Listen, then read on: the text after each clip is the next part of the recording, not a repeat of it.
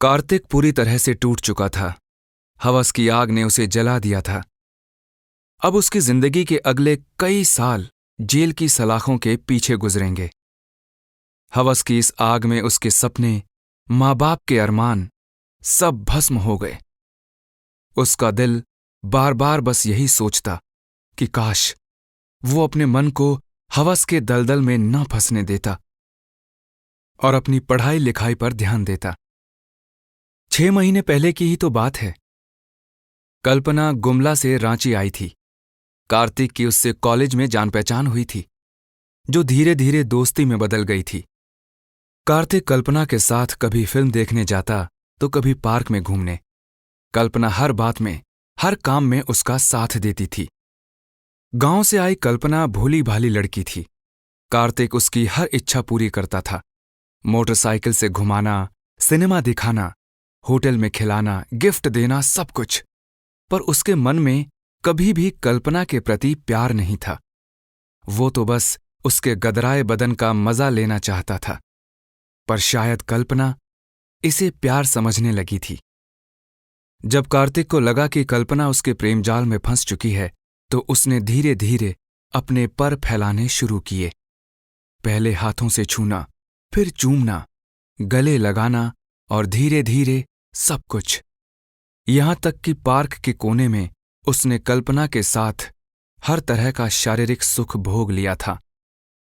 इस तरह कभी सिनेमा घर में तो कभी किसी होटल में वो अपनी ख्वाहिश को पूरी करता रहता था। कार्तिक कल्पना के शरीर के बदले उस पर खर्च करता था और उसकी नजर में हिसाब बराबर हो रहा था। पर कल्पना की बात अलग थी। वो कार्तिक को अपना प्रेमी मानती थी और उससे शादी करना चाहती थी। एक बार कल्पना को महसूस हुआ कि कार्तिक के साथ जिस्मानी रिश्ता बनाने से वो पेट से हो गई है। उसने उसे बताया था, कार्तिक, मैं तुम्हारे बच्चे की मां बनने वाली हूं। यह सुनकर कार्तिक चौंका था, पर जल्दी ही सहज होकर उसने कहा था, अभी हम दोनों को पढ़ाई पूरी करनी है। किसी लेडी डॉक्टर से मिलकर इस समस्या से छुटकारा पा लेते हैं। मुझे कोई एतराज नहीं, पर आगे चलकर हमें शादी करनी ही है, तो अगर हम अभी शादी कर बच्चे को आने दें तो इसमें क्या हर्ज है? कल्पना ने प्रस्ताव रखा था। शादी?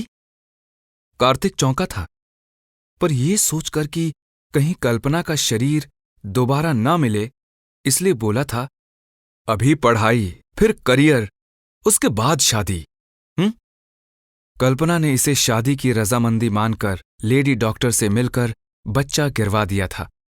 कार्तिक और कल्पना पहले की तरह मजे से रहने लगे थे, पर अब कार्तिक सावधान था।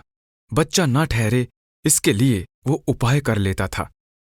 इसी बीच कल्पना को भनक लग गई कि कार्तिक उससे नहीं बल्कि उसके शरीर से प्यार करता है।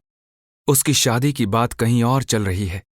उसने फोन कर कार्तिक को रेलवे स्टेशन बुलाया। रेलवे स्टेशन से कुछ ही दूरी पर एक सुनसान जगह थी, जहां वे पहले भी कई बार मिले थे। कार्तिक ने वहां झाड़ियों के पीछे उसके साथ जिस्मानी रिश्ते भी बनाए थे। कार्तिक मन में जिस्मानी सुख पाने की उमंग लिए वहां जा पहुंचा। कल्पना के चेहरे पर तनाव देखकर वो हंसकर बोला, क्या हुआ? फिर लेडी डॉक्टर के पास चलना पड़ेगा क्या?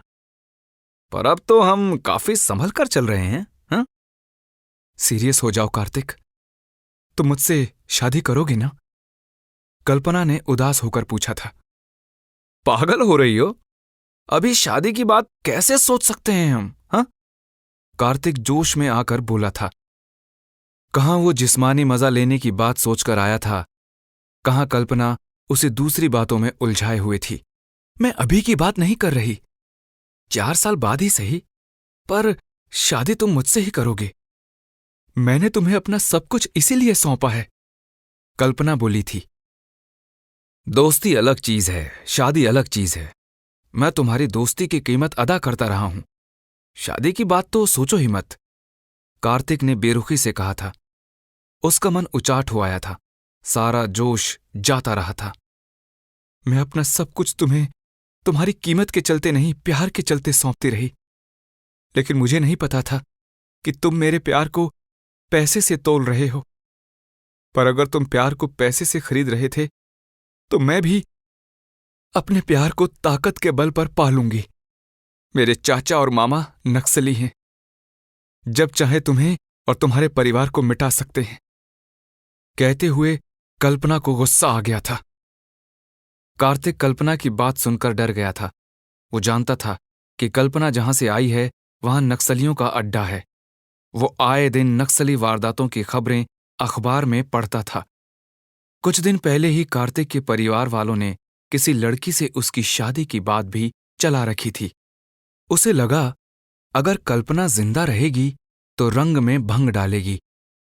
उसने झपट कर कल्पना की गर्दन पकड़ ली और उस पर तब तक दबाव बनाता गया जब तक कि उसने शरीर ढीला नहीं छोड़ दिया। कार्तिक को अभी भी यकीन नहीं हुआ कि कल्पना ने दम तोड़ दिया है, तो उसने अपनी बेल्ट से फिर उसका गला दबा दिया। वह चुपचाप अपने घर आ गया। कार्तिक मन ही मन घबराया हुआ था, पर जिस जगह पर उसने कल्पना की लाश छोड़ी थी उधर किसी का आना जाना ना के बराबर होता था। कौवे कुत्ते उसे नोच कर खा जाएंगे, यही सोचकर वो अपने मन को संतोष देता था। पर 2 दिनों के बाद एकाएक पुलिस ने उसे दबोच लिया। शायद किसी ने लाश की सूचना पुलिस को दे दी थी।